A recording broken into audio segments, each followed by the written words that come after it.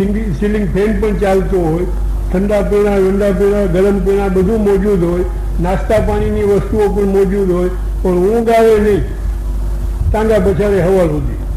એટલે ધનથી માટે જ મળી જાય છે, પણ ઊંઘ મળતી નથી. ધનથી મિષ્ટાન્ન મળે છે, પણ ભૂખ મળતી નથી. એ જમી લઈએ ત્યાં સુધી કે ઓહો ભૂખ નથી, ઓહો ભૂખ નથી, ઓહો ભૂખ નથી. હું આ જમવાની વસ્તુઓ ઘણી, એટલે ધનથી મિષ્ટાન મળી જાય પણ ભૂખ મળતી નથી. ધનથી જે વારસો માને છે એ ખરો વારસો જ્ઞાન અને સુસંસ્કાર છે. ધન અને ભૌતિક સંપત્તિ એ ખરો વારસો નથી, એ ભૌતિક વારસો છે. પણ આધ્યાત્મિક વારસો આપણા સંતાનોને આપણે દેવો જોઈએ. એ આપણી એટલે કે માતા પિતાની પ્રથમ ફરજ છે કે એને ખરો વારસો આપજો. ભૌતિક વારસો આપશો જે છે એનું પોતાનું જે સ્વરૂપ અને પોતાનું કર્તવ્ય છે એ કર્તવ્ય નહીં સમજાય તો પોતાનું જીવન અને સમાજ જીવન બેયમાં એક ક્ષતિઓ આગળ જઈને નડવાની. આપણા સાત્વિકતા, આધ્યાત્મિક સાત્વિકતા લઈ આવવા માટે બે વસ્તુઓ નડતર કરતા છે. કઈ ઘણા લોકો અધ્યાત્મ જીવનમાં ફેલ થાય છે, અને એમાં જો કોઈ આગ ખીલી હોય તો બે વાતો મેં જોઈ છે, વાદ અને સ્વાદ. વાદ એ આગળ વધવા દેતો નથી, હૃદયમાં સ્થિરતા જ આવી શકાતી નથી, સાત્વિકતા આવી શકાતી નથી. રહી ગઈ જે સાત્વિકતા આવી હોય એ પણ વાદમાં ચડે એટલે હોઈ જાય. અને સ્વાદ, જેટલો સ્વાદ મનુષ્ય વધારે ભોગવે એટલો આપણી અંદર સાત્વિકતા એ નષ્ટ થાય છે. એટલે જેને સાત્વિકતા લઈ આવવી હોય એને વાદ અને સ્વાદ આ બેને છોડવું જોઈએ. આજે એક ગામની અંદર અલ્પસંખ્યક 50 કે 100 ઘર વૈષ્ણવોના હોય, એમાં 5 વાળા હોય. એની હારે અમારે જવાનો આવવા જવાનો વ્યવહાર નથી ને, ઓની હારે બોલવાનો વ્યવહાર નથી ને, ઓઈ કરે એમાં આપણે ઊભા ન હોય ને અમારા કામમાં એ ઊભા ન હોય. પણ ભાઈ ફાયદો શું છે? એક જ જાતની સૃષ્ટિમાં રહેવાવાળા તમે, એક જ સંપ્રદાયના લોકો તમે, અને એમાં જે આ વાદ અને સ્વાદ તમે જે કરો છો એમાં યુનિટી નહીં રહે. અને યુનિટી લાઈફ વિના જે જીવનના જે લક્ષ્ય છે, સાંપ્રદાયિક જીવનનું જે લક્ષ્ય છે, ધાર્મિક જીવનનું જે લક્ષ્ય છે, એમાં તમે આગળ નહીં વધી શકો. જીવન જે છે એ બરબાદ થઈ જવાનું છે. United we stand, divided we fall. આ એક નિયમ છે કે જ્યાં અનેકતા આવી ત્યાં નીચે ગવડવાના જ છીએ, અને જ્યાં એકતા હશે ત્યાં પ્રગતિ થવાની છે. એટલે વાદ અને સ્વાદ આ બે આપણે છોડવા જોઈએ. માન બધાને આપીએ, પણ મન ભગવાન વિના કોઈને નહીં દેતા. યાદ રાખજો, નહીં તો ખોટ જવાની છે. પાટિયું ફેરવવું જોઈએ. પાટિયું ન ફેરવવું હોય તો માન ભલે ગમે એને દેજો, પણ મન તો ભગવાનને જ દેજો. મન કોઈને દેતા નહીં.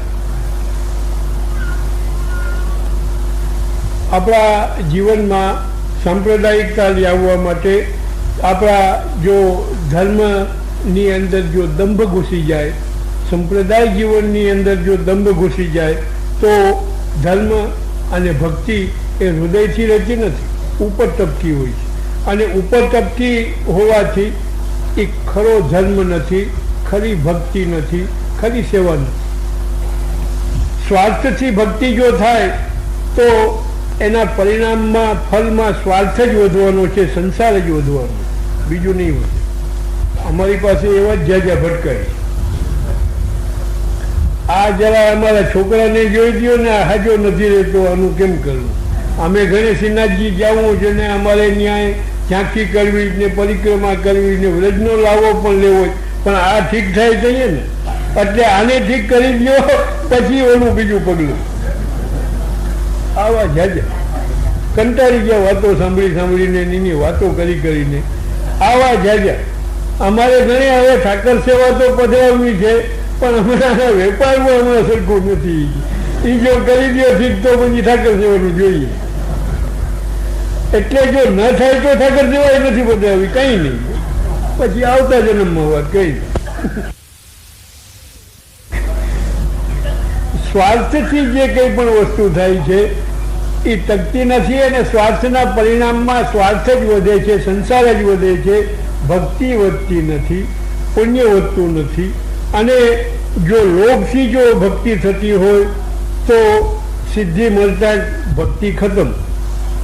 લોભને લઈને, સ્વાર્થને લઈને જો કોઈ પણ ભક્તિ કે સેવા થતી હોય તો એ નથી મળી ત્યાં સુધી જ ભક્તિ કરવાનો છે. એ મળી ગઈ એટલે બીજે ભૂલી જવાનું. આવી જાતની પ્રવૃત્તિ આપણા ધર્મની અંદર અને ભક્તિની અંદર લોકોની હોય છે. અને ઘણા લોકો ભક્તિ કે સેવા કરે છે પણ ભયથી કરે છે. ડાક્ટરે અમને કહ્યું કે તમને આ વ્યાધિ છે, આમાંથી કદાચ આમ પણ થઈ જાય, આમાંથી કદાચ આમ પણ થઈ જાય, આમાંથી કદાચ આમ થાય, તમારું મરણ પણ થાય.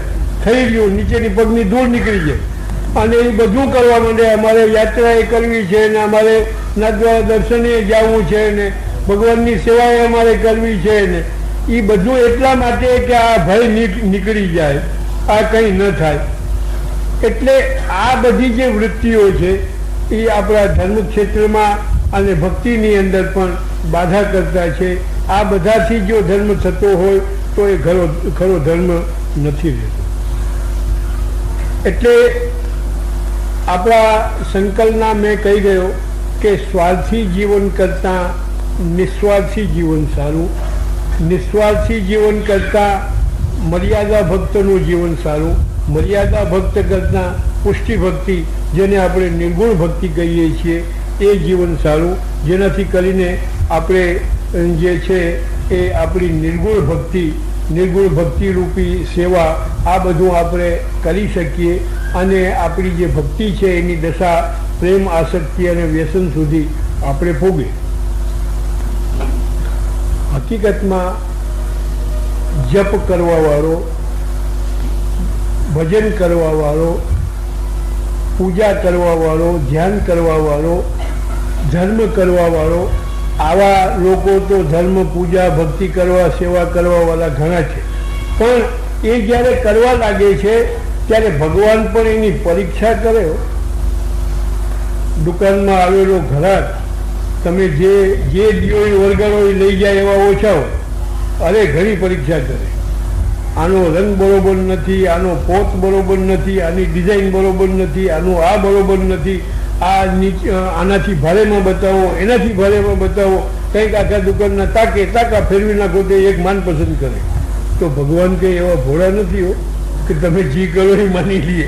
ભગવાન પણ તમારી પરીક્ષા તો કરે જ. અને એ પરીક્ષા કેમ કરે છે ભગવાન?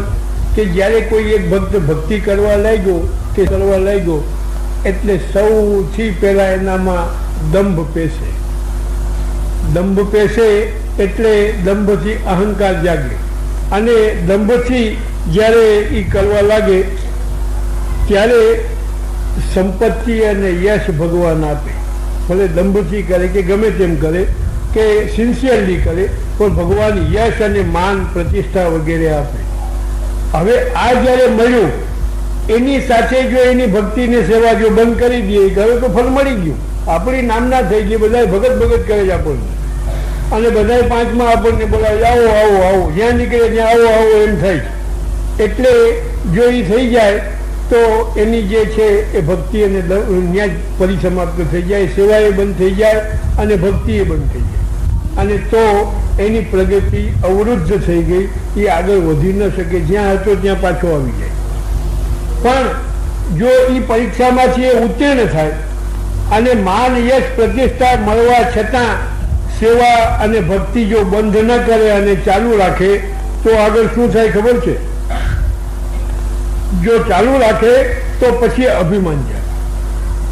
અને અભિમાન જાગે એટલે ઈર્ષ્યા અને દ્વેષ થાય. ઈર્ષ્યા ક્યારે થાય?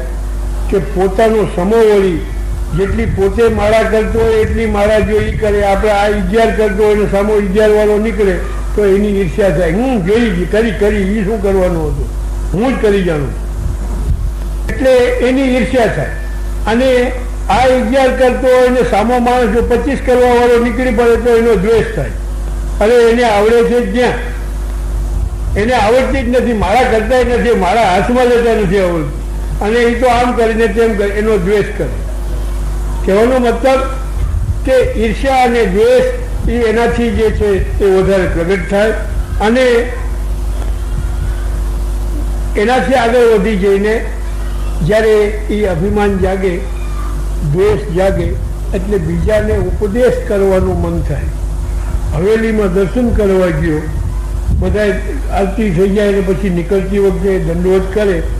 દંડવત કરતા કરતા બીજાને ઓલો જે દ્વેષી હોય એ આવે, આમ દંડવત થાય, આવડે દંડવત કરતા આમ દંડવત ના થાય, જો હું કરું છું એમ થાય.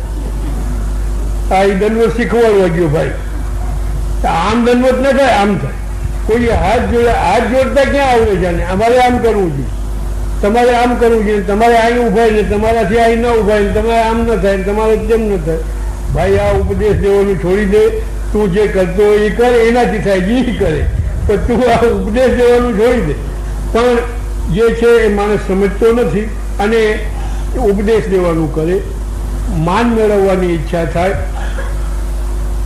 ઈર્ષ્યા અને દ્વેષ થાય અને તેથી કરીને ભક્તિ અને સેવા એ બધી પરિસમાપ્ત થઈ જાય, આગળ વધી શકે નહીં.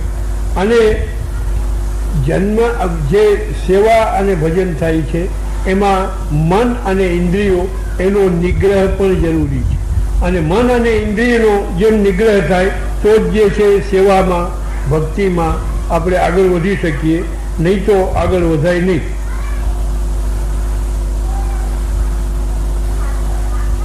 એક કહેવત છે કે કોઈ ખાઈમાં પડે એ કદાચ પુરુષાર્થી હોય તો પોતે પણ નીકળી જાય અને બીજા પણ મદદ કરીને એને કાઢે, પણ જે મૂર્ખાઈની ખાઈમાં પડે એને કોઈ કાઢે નહીં, એ અંદર જ સબળીને મરી જાય. એટલે ખાઈ સારી પણ મૂર્ખાઈ ખરાબ, અને એ મૂર્ખાઈમાં ન પડવું એ આપણું એક સિદ્ધાંત અને આપણું જે છે એ સિદ્ધાંત હોવો જોઈએ, તો આપણે આગળ જે છે એ ચાલી શકે. આ રીતે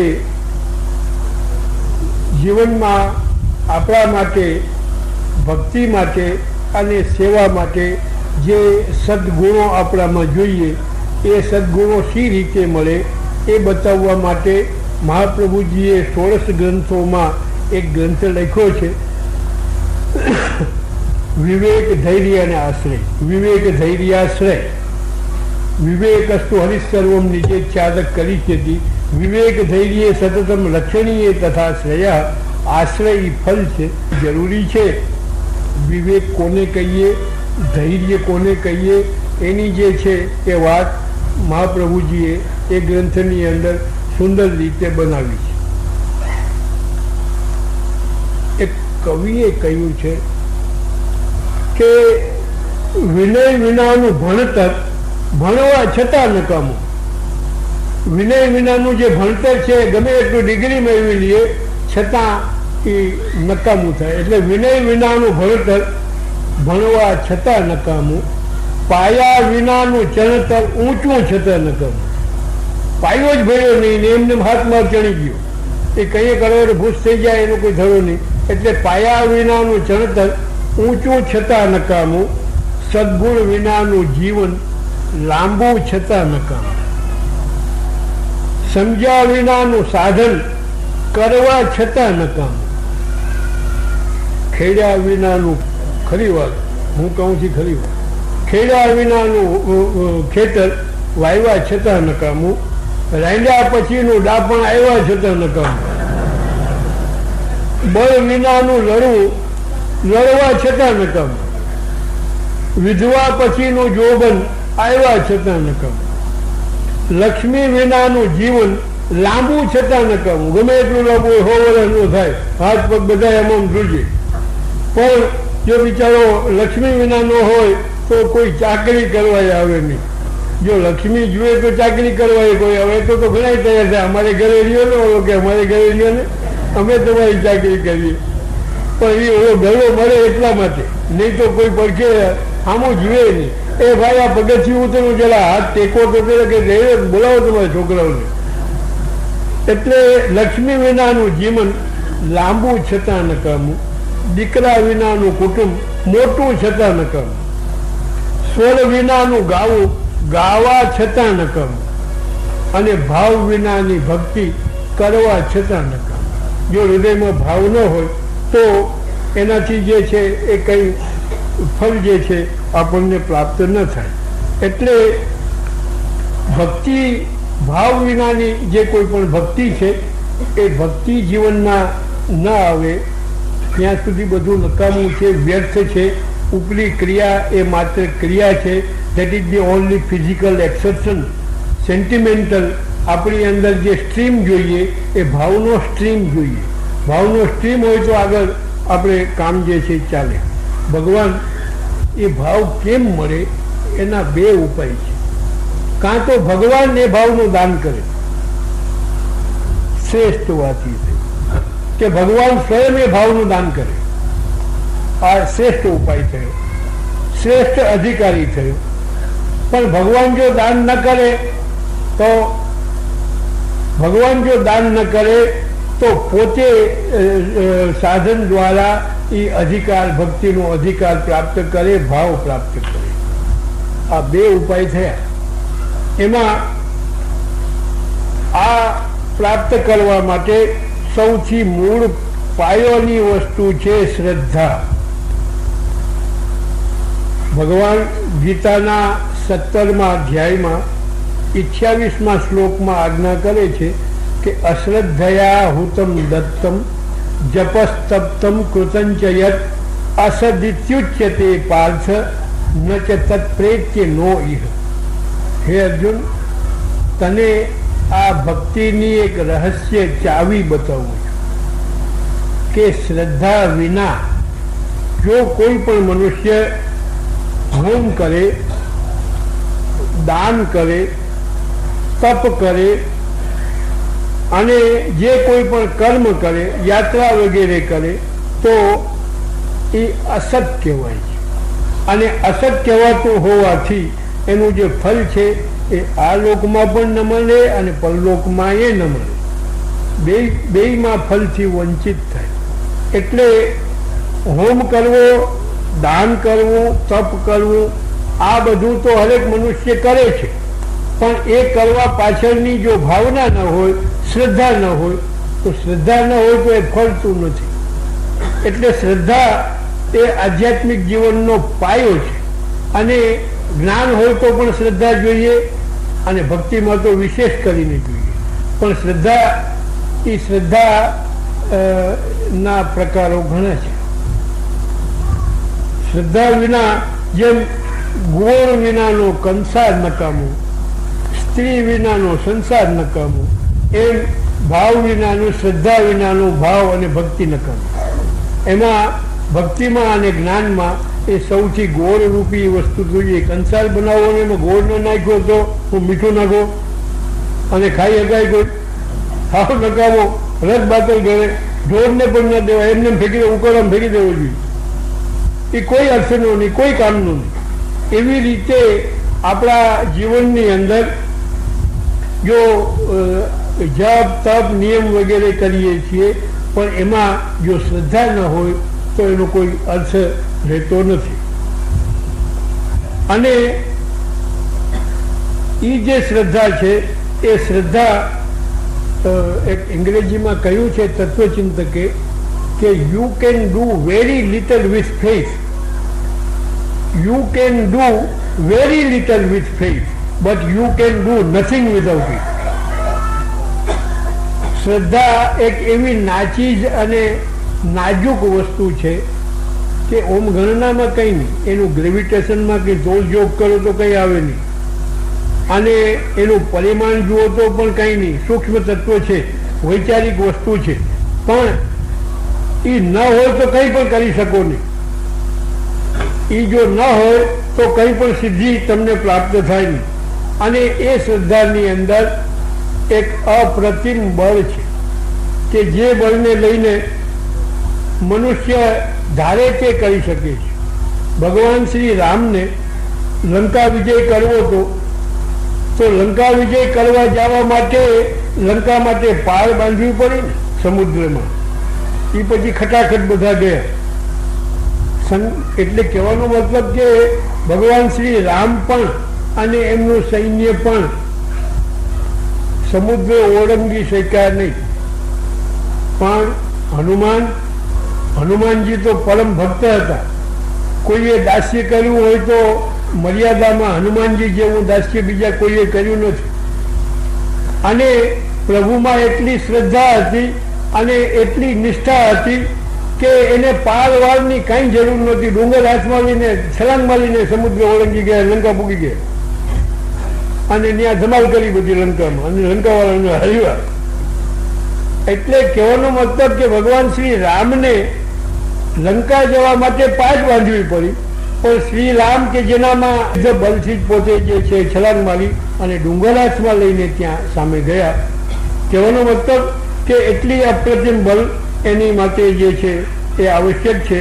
એ જે છે એ શ્રદ્ધા આધ્યાત્મિક જીવનમાં તો પહેલાં જોઈએ અને ભૌતિક જીવનમાં પણ જોઈએ. ગામત્રે જતા હતા અને રસ્તામાં રાત પડી ગઈ એટલે મુકામ કરવાનો વિચાર કર્યો. ધર્મશાળા ગોતીને રોકાણા. સવારના ઉઠ્યા, વિચાર કર્યો કે અહીં રસોઈ પાણી કરી અને ખાઈ પીને નિરાંતે વહેલા નીકળીએ એટલે પછી ખાવા પીવાની ખટપટ નહીં, આનંદથી રસ્તો કપાય.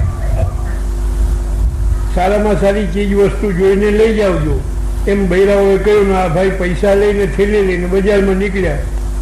આડા આવડું જોયું કે કેને ત્યાંથી લેવું. આમ તો લાઈન બંધ દુકાનો, ડાબે જમણે બધા અનાજ કરિયાણાવાળા લાઈન બંધ દુકાનો હતી.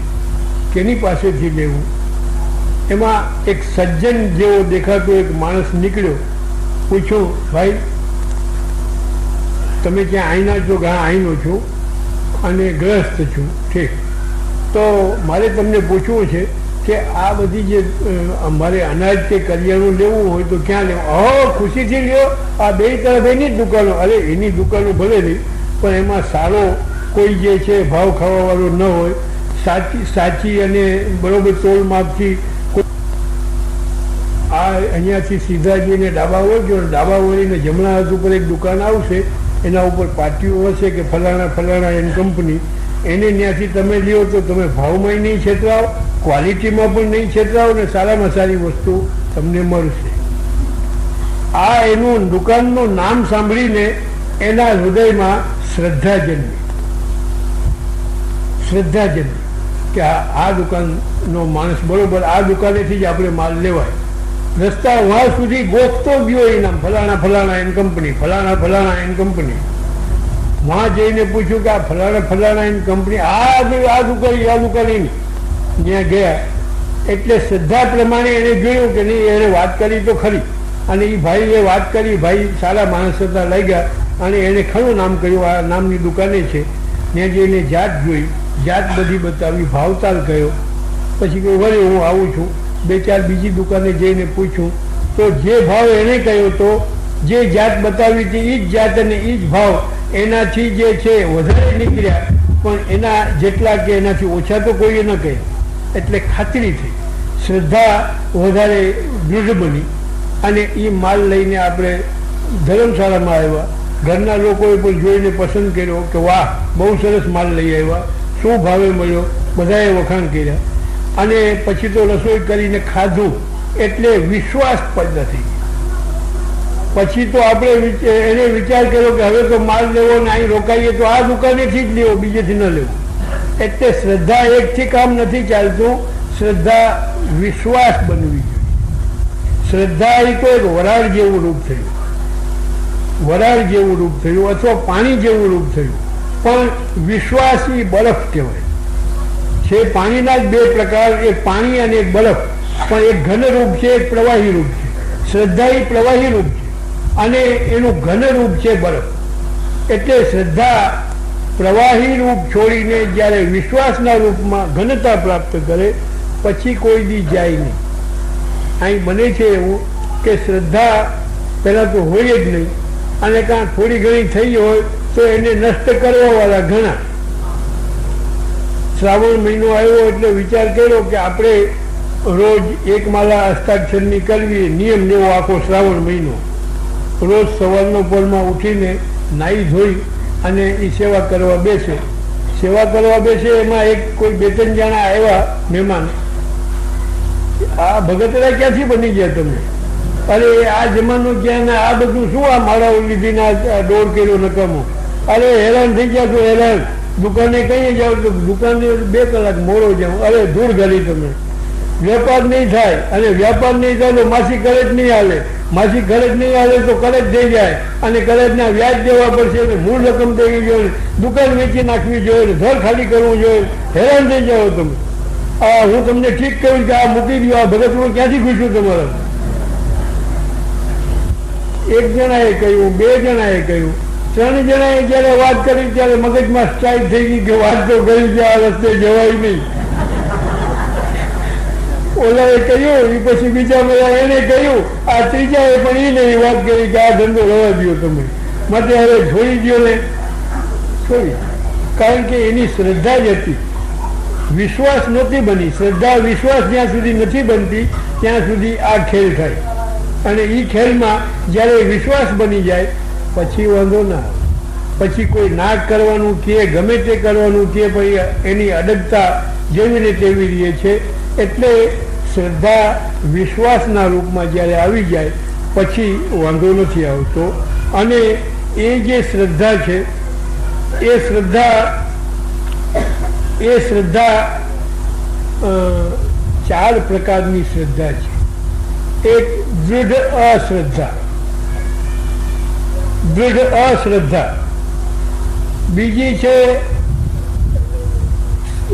બીજી છે અંધશ્રદ્ધા, ત્રીજી છે શ્રદ્ધા, અને ચોથી છે દૃઢ શ્રદ્ધા.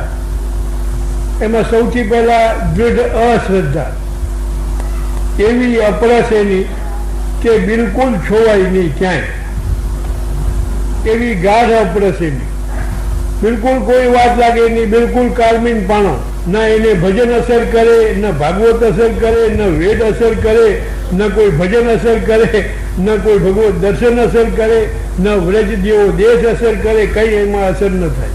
નહીં એટલે નહીં, નથી માનતા એટલે નથી માનતા. ઓલો બીમાર પડ્યો ત્યારે કહ્યું કે રામ રામ કરો, રામ રામ, આ બધી વાતો મૂકી દો. ત્યાં બધી વાતો ધંધાની ને એની કરવા માંડ્યો, આનું શું થયું, આનું શું થયું, આનું, એ બધી વાત મૂકી દો, રામનું નામ લ્યો. શું? તો કે રામનું નામ લ્યો. તો કે એ ના લેવાય, એ તો કોઈ હાર્યો હોય માણસ ત્યારે રામ એ નામ લે. શું? તો કે એ તું બોલો છે, વળી ક્યાંક રામ કહેવાય છે. શું? તો કે એ તમે બોલો છે, રામનું નામ લેવાય છે, મારીને પાપ લાગે ને, ન લેવું એટલે ના લેવું. એટલે દૃઢ અશ્રદ્ધા એ જેમાં કોઈ શ્રદ્ધાનો છાંટો પણ ન હોય, એ જીવનથી લાભ કંઈ નથી. ન તો લાભ આ જીવનમાં છે, ન અધ્યાત્મ જીવનમાં છે. મનુષ્યની એવી વસ્તુ છે કે જ્યાં શ્રદ્ધા રાખવી જોઈએ ત્યાં નથી રાખવી, અને જ્યાં રાખવી જોઈએ ત્યાં નથી રાખવી, અને જ્યાં રાખવી જોઈએ ત્યાં ન રાખે, અને ન રાખવી જોઈએ ત્યાં રાખે. એક જણો મને કહે છે કે આ તમે બધી ભક્તિની ને જ્ઞાનની ને બધી વાતો કરીને લોકોને અવળે રવાડે ચડાવો છો, અને ભોળા લોકોને ભોળવો છો, અને આંખે આંધળા પાટા બાંધો છો. એટલે એવા અંધકારમાં રહેવા વાળા અમે નથી. અમે તો એડવાન્સ છીએ, એડવાન્સ કલ્ચરમાં માનવા વાળા છીએ, અને આવી બધી અંધશ્રદ્ધામાં માનવા વાળા નથી.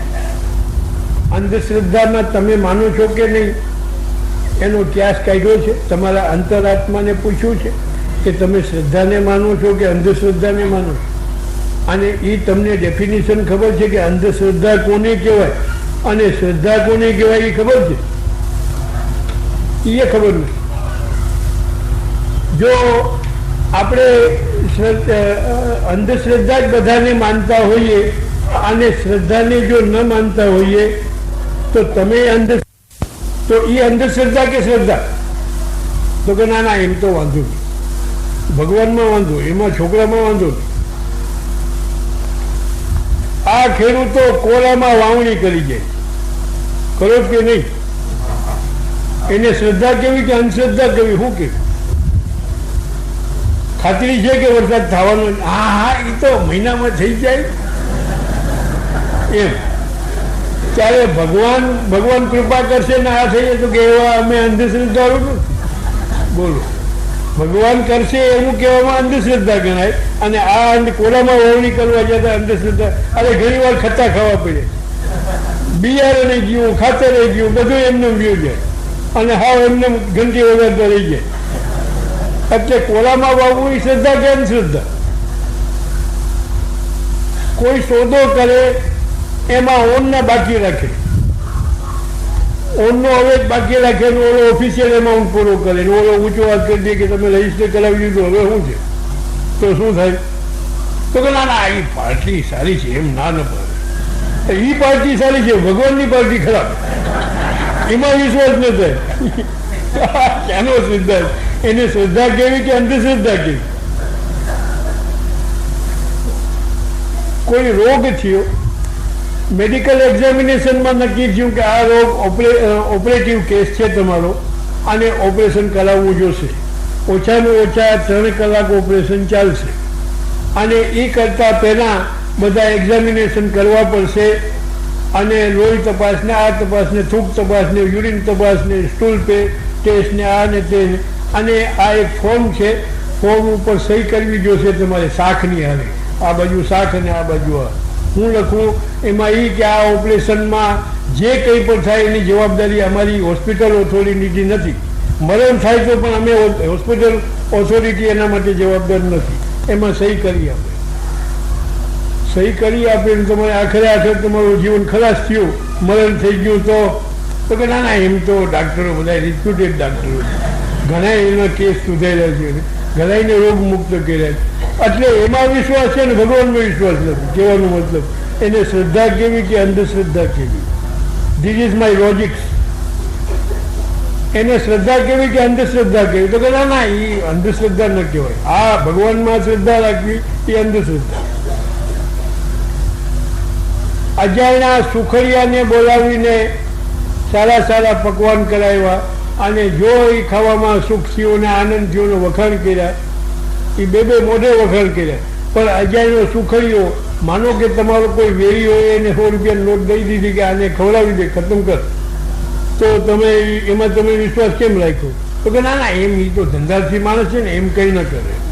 એટલે એ સુખડિયામાં વિશ્વાસ છે, ભગવાનમાં વિશ્વાસ નથી. એ અંધશ્રદ્ધા કેવી કે શ્રદ્ધા કેવી? ભાગીદારી અહીંની ફોરેન કન્ટ્રીમાં અહીંનો રહેવાવાળો અમેરિકામાં કે ઇંગ્લેન્ડની અંદર કે રશિયાની અંદર એક ઓફિસ ખોલે, દુકાન ખોલે, અને એમાં એને એક ભાગીદારીની એકને લખી આપે. એમાં લખી આપે કે આનું કર્યું એ મારા કર્યા બરોબર છે, આણે જે કર્યું એ મને કબૂલ મંજૂર છે, મારા વંશ વારસોને, મારા વકીલોને, અસીલોને પણ મંજૂર છે. બોલો. અને માની લ્યો કે એ પાવરનામું દીધા પછી એને પાછું ફેરવી નાખ્યો ને 20 લાખ રૂપિયાનો ઓહેડો કરીને વયો ગયો, તમે શું કરી લેવાના છો? તો કે ના એમ તો માણસ બહુ ખાનદાન માણસ. એટલે એમાં એ વિશ્વાસ અંધવિશ્વાસ છે કે વિશ્વાસ છે? કહેવાનો મતલબ કે આ રીતે જે આપણી જે પ્રક્રિયા છે એ પ્રક્રિયા એવું બતાવે છે કે ખરી શ્રદ્ધા આપણા જો જીવનમાં હોય તો લાભ પ્રાપ્ત થાય. આ જે આગલો વિષય છે એમાં અંધશ્રદ્ધા આપણે જોઈ, સત્શ્રદ્ધા અને શિથિલ શ્રદ્ધા, આ થોડીક ચર્ચા છે, આપણે આવતીકાલે કરશું. હવે આપણા કાર્યક્રમ મુજબ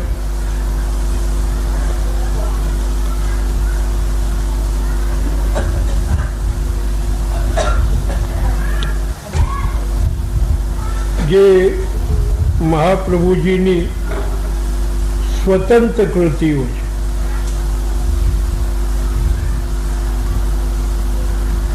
વેદાંતના ગ્રંથો, અણુભાષ્ય વગેરે, જુદી હાઈએસ્ટ ટાઈપના વાદ ગ્રંથો મહાપ્રભુજીએ લખ્યા. સુબોધિની પણ મહાપ્રભુજીએ લખી. સુબોધિનીમાં મહાપ્રભુજી પોતાનું સિદ્ધાંત મંતવ્ય રજૂ કર્યું પણ કથાનો અનુરોધ રાખવો પડે. કથા ક્યાંય ચાલતી હોય અને પોતે પોતાનું મંતવ્ય જ દેવા બેસી જાય તો એ બરોબર સંગતિ ન બેસે. એટલે કથાના અનુરોધમાં પોતે જે છે એ પોતાના સિદ્ધાંતો કહેતા. પણ 16 ગ્રંથો મહાપ્રભુજીએ એવી રચના કરી કે જે 16 ગ્રંથોમાં પોતાનું હૃદય ઠાલવી દીધું. એની સંખ્યા 16ની છે. 16ની સંખ્યા પણ એક એક ગ્રંથની સાથે એકબીજા ગ્રંથોની સાથે અર્થની સંગતિ બેસે છે. જો સંગતિ ન બેસતી હોય તો એક સ્વતંત્ર ગ્રંથો નથી. આ એક કપડું છે એ સૂતરના દોરાથી વણાયેલું છે, પણ એક દોરો બીજા દોરા સાથે સંગતિ વાળો છે ત્યારે આખો પટ બને છે. એમ 16ની સંખ્યા ખરી, પણ એક ગ્રંથની બીજા સાથે સંબંધ છે, બીજો ત્રીજા સાથે સંકળાયેલો છે. એમ જે છે એનું સંગતિ છે.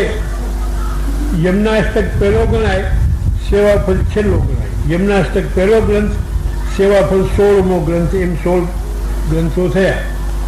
અને એ ગ્રંથો મહાપ્રભુજીએ એક ભક્ત માટે થઈને લખ્યો, એક ભક્તના ઉપર પધરાવી દીધો. એટલે એ ભક્ત એના મીડિયમ બન્યા. એ વ્યક્તિ માટે એક વ્યક્તિનિષ્ઠ એ રચના નથી, પણ સર્વાનુલક્ષી રચના છે. એક વ્યક્તિ માટે નહીં, એક ભક્ત માટે નહીં, પણ કોઈ નિમિત્ત તો એક ભક્તને બનવું પડે. માનવ લોકનું અમૃત એ દૂધ છે. દેવો પણ દૂધની કામના કરે, અને ભગવાન આપણા પૂર્ણ પુરુષોત્તમ તો દૂધ, દહીં અને માખણ આ ત્રણના ખાસ ભોગતા. અને અતિ પ્રિય ભોગમાં પદાર્થ જો કોઈ હોય તો દૂધ, માખણ અને દહીં આ ત્રણના ભોગતા. પણ એ દૂધ જે છે મળે છે ગાય પાસેથી. કોઈ સિન્થેટિક દૂધની નથી વાત કરતો સાહેબ, જરા ખ્યાલ કરજો. ગાયના દૂધની વાત કરું, સિન્થેટિક દૂધની નહીં. ગાયનું દૂધ એ ગાય મારફતે આપણને મળે છે. અને ગાયના દેહની અંદર પણ એનું જે આવું છે, આવુંમાં જે આચરો છે, આચર દ્વારા આપણને મળે. પણ એ ક્યારે મળે? એ જ્યારે પ્રાસ મૂકે ત્યારે. પ્રાસ હંમેશા મન પ્રસન્ન થાય અને આને આપો આપો આપો એવી જાતની જ્યારે ઈચ્છા જ્યારે પ્રગટ થાય ત્યારે એ પ્રાસ મૂકે.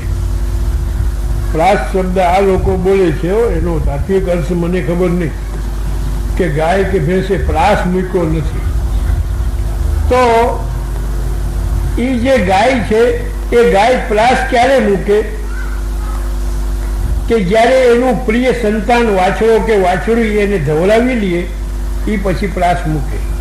પહેલાં તો સૂકી નિરાણ ને લીલી નિરાણ ને પેટ ભરીને ખાય, એ પછી તો વાત થાય બીજી. પેટ જ્યારે પેટમાં પડે ત્યારે વાત થાય. અને એ ખાધા પછી ખૂબ પાણી પીએ, અને પાણી પાયા પછી એના વાછડા વાછડીને ધવલાવો, એ પછી એનું મન સંતુષ્ટ થાય અને ઉપર જરા ધીમે ધીમે હાથ ફેરવો અને આનંદથી તમે દૂધ, જેટલું દૂધ જોતું હોય એટલું આપે. એમ એનો જે ધ્યેય છે એ દૂધ મેળવવા માટે એટલું મીડિયમ વાછડા અને વાછડી બને છે. એને સંતુષ્ટ થાય તો તમને દેવા માટે સંતુષ્ટિ આની થાય. નહીં તો પાટું ખાવી પડે. એવો ક્યાં એમને એમ દોવા જાજોમાં વાછડા વાછડીને ધવરાવી કે પછી દોવા જાજો. કાં સિંગડું મારે કાં જો પાટું મારે તો 6 મહિનાનો ખર્ચો થાય. એટલે મહાપ્રભુજીએ પોતાના જે નિજ ભક્તો છે 84 ભક્તો, એ 84માંથી અમુકને એના મીડિયમ બનાવ્યા અને એને આપીને એના દ્વારા આખા પુષ્ટિ જીવોને માટે 16 ગ્રંથો આપ્યા. એમાંનું આપણો જે યમનાષ્ટક છે એ યમનાષ્ટકનો આજે રહસ્ય સમજીએ અને એનો સમૂહ પાઠ કરીએ એવી આપણી ઈચ્છા છે.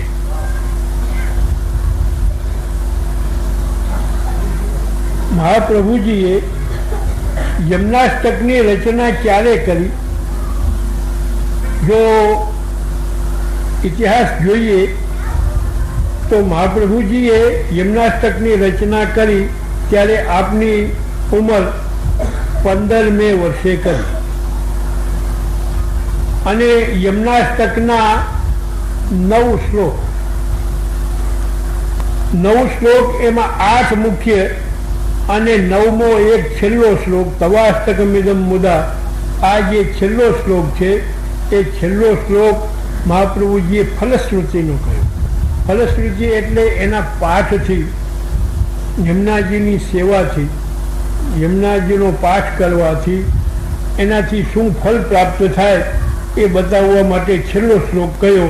એ શ્લોક જેને ફલશ્રુતિ કહેવામાં આવે, એમ 8 અને 1 9 શ્લોકની સંખ્યા થઈ અને એના ઉપર સંસ્કૃતમાં 4 ટીકાઓ છે.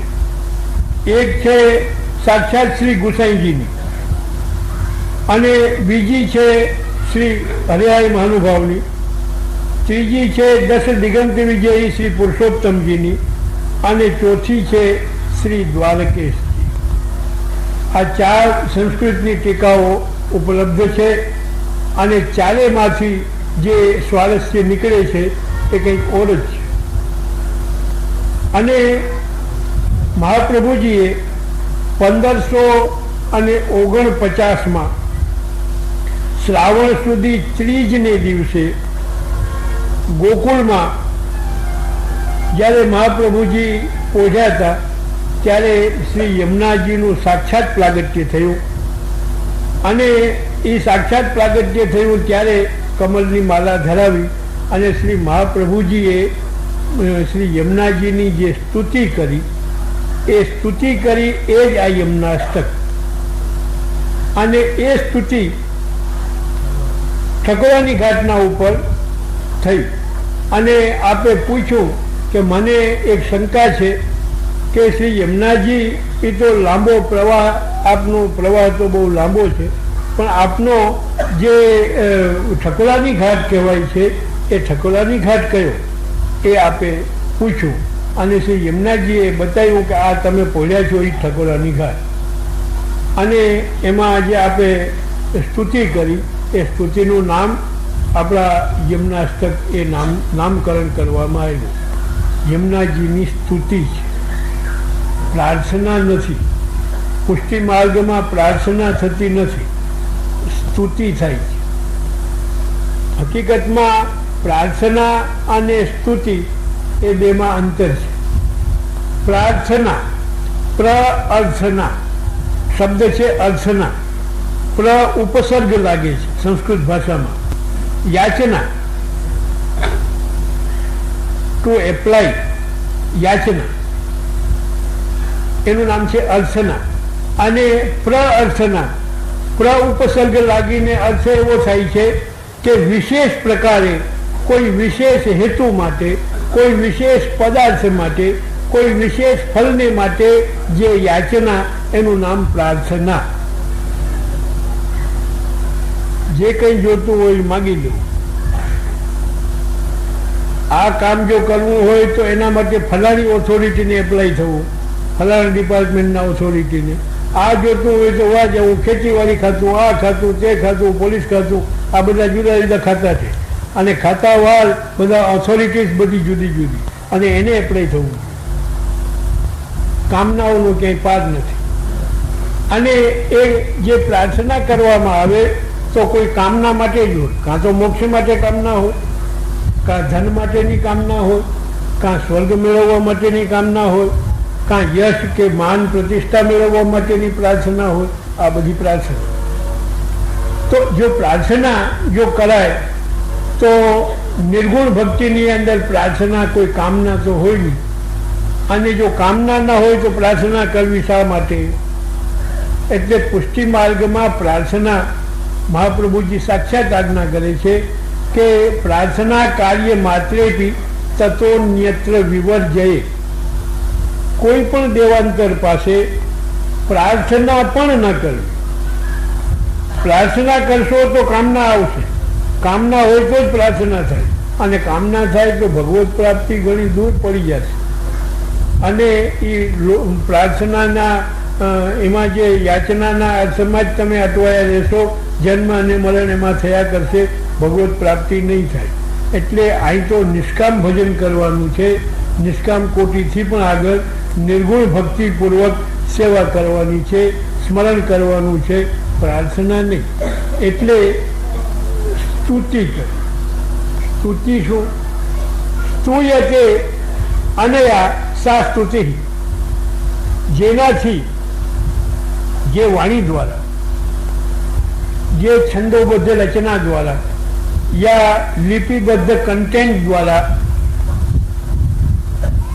જે ઈષ્ટ છે એ ઈષ્ટના નામ, રૂપ અને ગુણ આ ત્રણેયનું જેમાં વર્ણન થતું હોય એવી એનું નામ છે સ્તુતિ. સ્તુયતે અનયાસા સ્તુતિ, એવી સ્તુતિનો અર્થ આપણને બતાવ્યો. અને શ્રી મહાપ્રભુજીએ યમનાષ્ટકમાં એ સ્તુતિ કરી. હવે એ યમુનાજીનું સ્વરૂપ શું એ વિષય આપણે થોડી ચર્ચા કરીએ. એક બિલકુલ પ્રવાહી લાગતા એક માણસે, વૈષ્ણવ જ હતો પણ બિલકુલ પ્રવાહી, એણે મને કહ્યું કે પુષ્ટિ માર્ગમાં દેવીને ન માનવી, દેવીને ન માને, તમે યમુના દેવીને તો માનો જ. મને પછી દેવીનો નિષેધ શું કરવા કરો? જોજો, એક વાત જોવાની છે.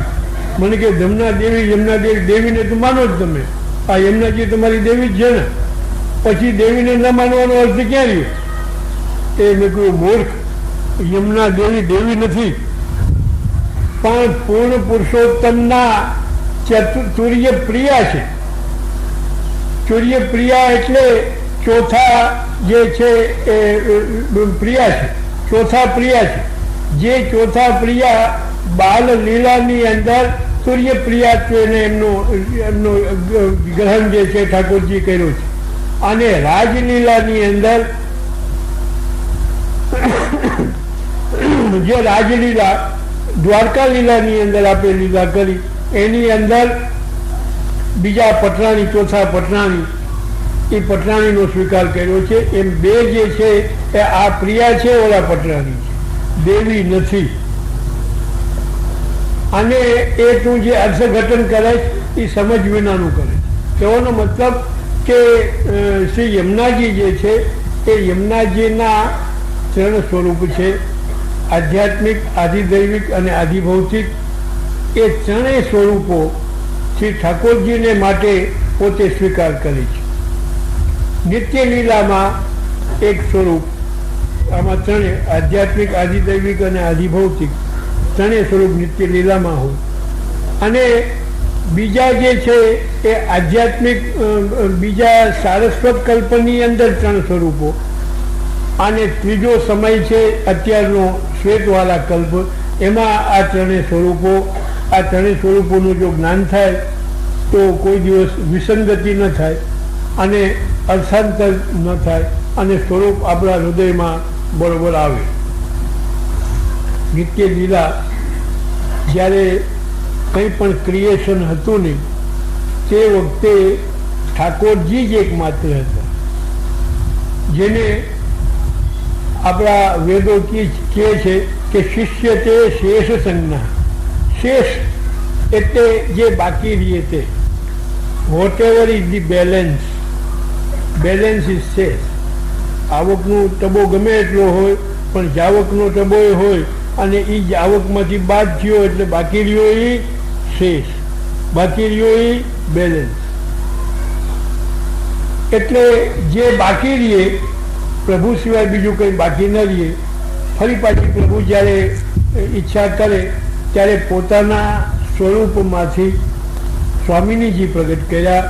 સ્વામિનીજીના પ્રાગટ્ય પછી શ્રી ઠાકોરજી અને સ્વામિનીજી બે જ્યારે લીલા કરવા લાગ્યા તો તે લીલામાં આનંદ પ્રગટ થયો. એ પછી પરમાનંદ પ્રગટ થયો, અને પરમાનંદ પ્રગટ થયા પછી આહ્લાદ પ્રગટ થયો. આ એક આનંદની એક કોટી છે. Whatever we call the happiness, જેને આપણે આનંદ કહીએ છીએ, એ આનંદ એટલે સુખ કરતા પણ અધિક, સુખ કરતા પણ અધિક આનંદ, આનંદથી પણ વિશેષ પરમાનંદ, અને પરમાનંદથી વિશેષ આહ્લાદ. જ્યારે આહ્લાદ પ્રગટ થયો બંને યુગલમાં, અને તે વખતે જે શ્રમ જલ પ્રગટ થયું, આપના બેયના શ્રીઅંગમાંથી જે શ્રમ જલ પ્રગટ થયું એ એક નદી સ્વરૂપે પ્રવાહિત થયું, અને એ જે નદી સ્વરૂપે જલ પ્રગટ થયું એનું જ નામ આદિ ભૌતિક યમુના. અને યમનાષ્ટકની અંદર મહાપ્રભુજી બતાવે છે, શ્રમ જલાનુભિ સકલ ગાત્ર જય સંગમ. આ જે ઉક્તિ છે એ ઉક્તિ નિત્ય લીલાના પ્રસંગની ઉક્તિ મહાપ્રભુજીએ કહી, અને એમાં આદિ ભૌતિક જલરૂપ એવા જે શ્રી યમુનાજી છે એનું પ્રાગટ્ય કેમ થયું એ બતાવ્યું. એટલે આદિ ભૌતિક જલરૂપ નિત્ય લીલામાં યુગલ સ્વરૂપનું જે રમણ છે, લીલા છે, એ લીલા સમયમાં આનંદ, પરમાનંદ અને આહ્લાદ પ્રગટ થયો. એમાં જે શ્રમ જલ જે પ્રગટ થયું એ જલ સ્વરૂપે પ્રગટ થયું, એ આદિ ભૌતિક યમુનાજી થયા. આધ્યાત્મિક અને આધિદૈવિક બે રૂપો બાકી રહ્યા. આધિદૈવિક સ્વરૂપ છે એ ઠાકોરજીએ પોતાના શ્રીઅંગના વામ પાર્શ્વથી એક જે છે એ સ્વરૂપ પ્રગટ કર્યું, સ્ત્રી પાત્ર પ્રગટ કર્યું, આહ્લાદની શક્તિ સ્વરૂપે જે પ્રગટ કર્યું. આ શ્રી યમુનાજી એ આધિદૈવિક સ્વરૂપ થયા. ઓલું આદિ ભૌતિક કહી ગયો, આ આધિદૈવિક કહ્યો. અને હવે આધ્યાત્મિક ત્રીજું સ્વરૂપ રહ્યું, એ મહારાજ ઠાકોરજીએ શ્રી યમુનાજીમાં અષ્ટવિધ ઐશ્વર્યનું દાન કર્યું. અને એ દાન એટલા માટે કર્યું કે સકલ સિદ્ધિઓ લીલાની અંદર જે જીવો આવે એમને સકલ સિદ્ધિઓનું દાન કરવાનું સામર્થ્ય શ્રી યમુનાજીને આપ્યું. અને ચોથા પ્રિયા તરીકે આપણે એમાં એક શક્તિ પ્રદાન કરી, જેને અષ્ટવિધ ઐશ્વર્ય કહેવાય છે. લીલા સામયિક એટલે બાલલીલામાં જે યુથાધિપતિત્વ, બાલલીલાના જે વ્રજભક્તો હતા એ યુથના અધિપતિ એટલે મુખિયા, એ મુખિયા તરીકે શ્રી યમુનાજીને અધિકાર પ્રદાન કર્યો.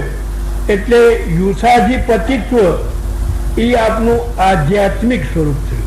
એટલે ત્રિવિધ સ્વરૂપો નિત્ય લીલાની અંદર મેં તમને બતાવ્યા કે જલ સ્વરૂપે આધિભૌતિક સ્વરૂપ કઈ રીતે પ્રગટ થયા, આધ્યાત્મિક યુથાધિપતિત્વ અને આધિદૈવિક શ્રીઅંગમાંથી જે સ્વરૂપ પ્રગટ થયું, જેના આપણે દર્શન કરીએ છીએ કે મેઘશ્યામ જેનું વર્ણ છે, હાથમાં જેને કમલ માલા લીધી છે, અને ઠાકોરજીને ધરાવવા માટે જે યમુનાના જલના કિનારા ઉપર પોતે પધારી રહ્યા છે, એ સ્વરૂપ જે ઘન રૂપ છે, શ્રી કૃષ્ણનું જે વર્ણ એવો જ વર્ણ છે. શૃંગાર રસ 9 જાતના રસો છે, એ 9 જાતના રસોના રંગ પણ 9 છે. સાત્વિકનો શ્વેત છે, સાત્વિક જે રસ છે એનો શ્વેત છે. અને જે બ્લુ છે એ બ્લુ આપણા સત્વગુણનો મુખ્ય રંગ છે. અને લાલ જે છે એ તામસ ભાવનો મુખ્ય રંગ છે. અને મેઘશ્યામ જે છે એ શૃંગાર રસનો વર્ણ છે. શૃંગાર રસનો રંગ છે મેઘશ્યામ. અને મેઘશ્યામ એ ઠાકોરજીનો પણ મેઘશ્યામ છે. મેઘશ્યામ વર્ણ ઠાકોરજીનો કેમ, શા માટે? ઠાકોરજીનો મેઘશ્યામ વર્ણ એટલા માટે છે કે જે સ્પેસ છે એ સ્પેસની અંદર જે વચમનું જે અંતર છે એ અંતરને લઈને મેઘશ્યામતા જણાય છે. શ્યામ નહીં પણ મેઘશ્યામ એટલે બ્લુઇશ બ્લેકનેસ, નોટ ઓનલી બ્લેકનેસ, ખાલી કાળો નહીં, પણ બ્લુનું જેમાં સંમિશ્રણ હોય એવો કાળો, એટલે મેઘશ્યામ. અહીંયા સ્પેસની અંદર જે અંતર છે એ અંતરને લઈને આકાશ પણ મેઘશ્યામ જેવું દેખાય છે. નહીં તો ત્યાં જેમ જેમ ઊંચે જાવ તેમ તેમ કંઈ પદાર્થ આવતો નથી, પણ એનો સ્પેસ છે એને લઈને જ એટલો જે ગેપ છે એ ગેપ એનો ડેપ્થ જેમ વધારે હોય તેમ તેમ એની જે કાળાશ છે કાળાશ વધતી જાય. સૂર્યનો આ બાજુ જાય એટલે વધારે મેઘશ્યામ દેખાય, સૂર્ય અસ્ત થયા પછી તો વધારે શ્યામતા દેખાય. સૂર્ય હોય અને એક સાઈડમાં હોય ત્યાં સુધી એને મેઘશ્યામ જેવું દેખાય. એ રીતે મેઘશ્યામ જેનું વર્ણ છે. અને યમુનાજી તો સ્ત્રી પાત્ર છે. આને જ્યારે દર્શન કરીએ છીએ ચિત્રમાં ત્યારે મુકુટ અને કાચની એવા શિંગાર અને વસ્ત્રો ધારણ કર્યા. તો મુકુટ અને કાચની આ તો પુરુષનો વેશ છે, પુરુષનો વેશ અને પુરુષના શૃંગાર કહેવાય. તો યમુનાજીએ શા માટે ધારણ કર્યા? યમુનાજીને ધારણ કરવાનો હેતુ એ હતો કે ઠાકોરજીએ જે અષ્ટવિધ ઐશ્વર્ય જેનું દાન યમુનાજીને કર્યું એના પ્રતીક રૂપે શ્રી યમુનાજીએ પુરુષનો વેશ અને ભૂષણ આપે ધારણ કર્યા. નહીં તો એ ધારણ કરવાની જરૂર નથી, પણ એની પ્રતીતિ થાય લોકોને કે ઠાકોરજીએ અષ્ટવિધ ઐશ્વર્યનું દાન શ્રી યમુનાજીને કર્યું છે અને આપ યુથાધિપતિ છે. એ યુથાધિપતિ તરીકે સ્વરૂપ પરખાવવાને માટે આપને જે છે એ સૂથન, કાચની પટકો, મુકુટ વગેરે જે છે આપે ધારણ કર્યા.